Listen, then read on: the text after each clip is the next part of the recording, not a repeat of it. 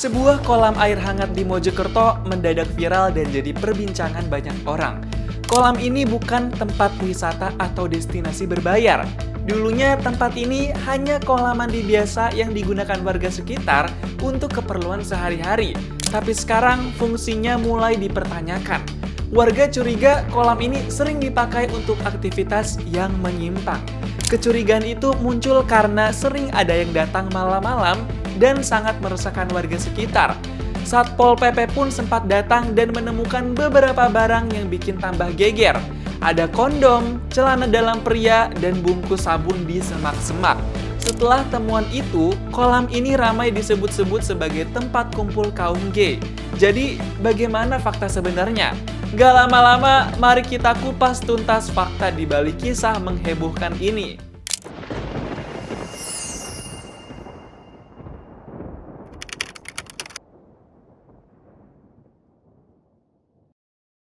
Selamat datang di channel Istana Media. Di video kali ini kita akan membahas berita yang sangat menghebohkan publik. Petugas Satpol PP Mojokerto menemukan barang-barang aneh di sebuah kolam air hangat yang ada di Dusun Kedung Sari. Di lokasi yang dulunya dipakai warga untuk mandi, ditemukan kondom bekas dan pakaian dalam pria. Temuan itu sontak semakin memperkuat kecurigaan warga, apalagi lokasi itu sering didatangi sekelompok pria saat malam hari. Isu soal kolam air panas ini jadi basecamp kaum gay pun menyeruak dan menghebohkan hingga ke media sosial. Seperti apa kisah selengkapnya? Gak lama-lama, mari kita breakdown sekarang. Kolam air hangat di Dusun Kedung Sari, Kecamatan Tarik, Kabupaten Mojokerto mendadak jadi sorotan. Warga setempat dibuat resah dengan dugaan aktivitas mesum sesama jenis yang terjadi di kolam tersebut.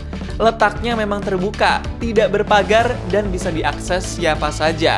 Kolam ini bukan tempat wisata, melainkan aset milik Pemkot Mojokerto yang sudah lama mangkrak. Awalnya kolam itu bekas proyek gagal pengeboran minyak di tahun 90-an, yang kemudian dimanfaatkan warga untuk mandi, kemudian juga terbengkalai. Dugaan bermula dari temuan barang-barang yang mencurigakan di sekitar kolam. Di antara tumpukan sampah seperti bungkus sabun dan deterjen, ditemukan juga bekas kemasan pelumas dan celana dalam pria yang dibuang ke semak-semak. Temuan itu diperkuat dengan kabar kalau kolam tersebut ramai dibahas di grup Facebook komunitas gay dan diduga sering jadi titik kumpul sejak beberapa tahun terakhir. Menurut salah satu warga yang juga pemilik warung, sudah jadi rahasia umum kalau lokasi itu jadi tempat berkumpulnya kaum penyuka sesama jenis atau gay. Dia juga menyebut sering kali ada anak muda laki-laki, bukan warga sekitar, yang mampir untuk menanyakan lokasi kolam tersebut. Seorang warga lain juga mengatakan kalau orang-orang mencurigakan ini biasanya mulai beraktivitas pukul 21.00 sampai 01.00 WIB. Jumlahnya beragam, kadang 6 orang, kadang juga 10 orang, dan semuanya adalah laki-laki. Usut punya usut, para pemuda itu bukan hanya yang berasal dari Mojokerto. Beberapa juga datang dari Jombang dan Sidoarjo. Ada yang naik motor, ada pula yang datang dengan mobil.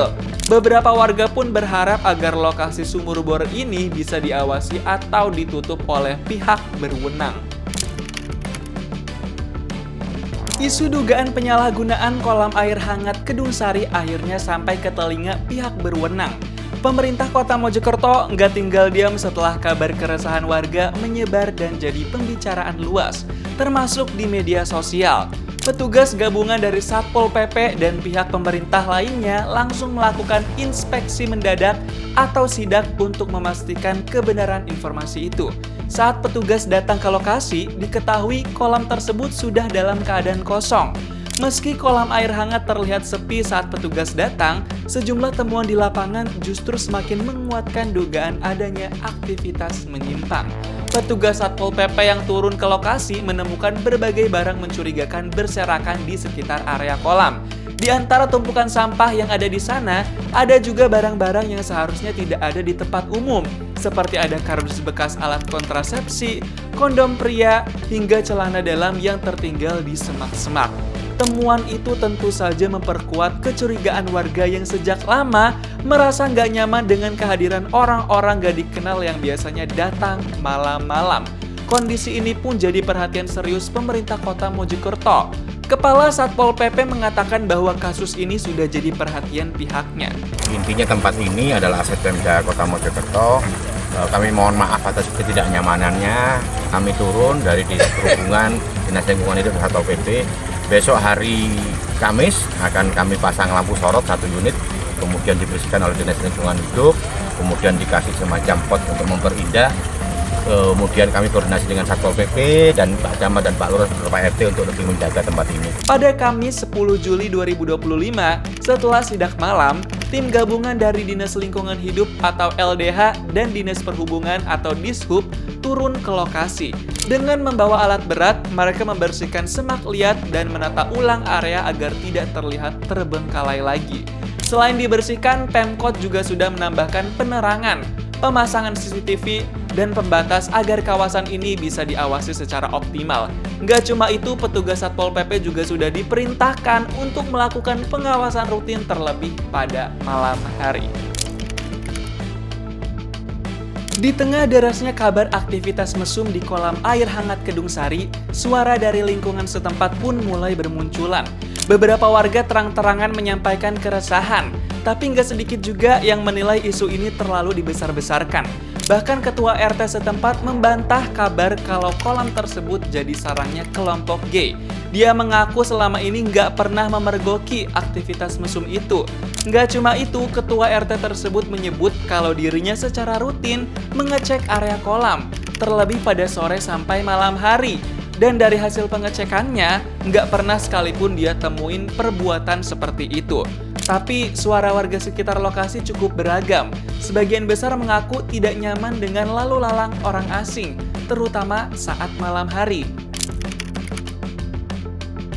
Kasus kolam air hangat di Kedung Sari, Mojokerto membuka banyak hal yang patut jadi bahan refleksi bersama-sama.